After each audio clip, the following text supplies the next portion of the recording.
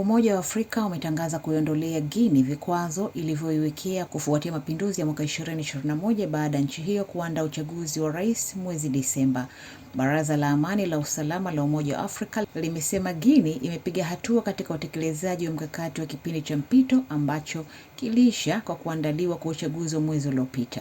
Umoja huo wa Afrika umempongeza kiongozi wa zamani wa jeshi Mamadi Doumbouya kwa kuchaguliwa kwake. Doumbouya aliapishwa kama rais Jumamosi iliyopita mbele ya maelfu ya wafuasi wake na marais kadhaa.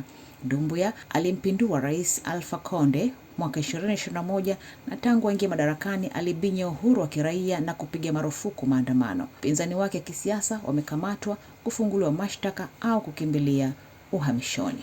Na rais wa Marekani Donald Trump amerudi nyumbani kutoka Davos, Uswisi baada ya kuzindua bodi ya amani na kwa mara nyingine kujitapa kuwa yeye ni mleta amani duniani. Hii ni licha ya kukabiliwa na ukosoaji kuhusiana na mpango wake unaolenga kuugeuza mfumo wa dunia.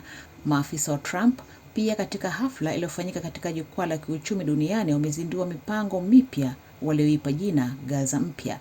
Baadaye Trump alikutana na rais wa Ukraine Volodymyr Zelensky, huku wote wakisema mkutano wao ulikwenda vyema na Trump akidai vita hivyo vya karibu miaka 4 ni sharti vifikie mwisho. Zelensky kwa upande wake ametangaza kuwa katika siku chache zijazo kutakuwa na mkutano kati ya Marekani, Urusi na Ukraine.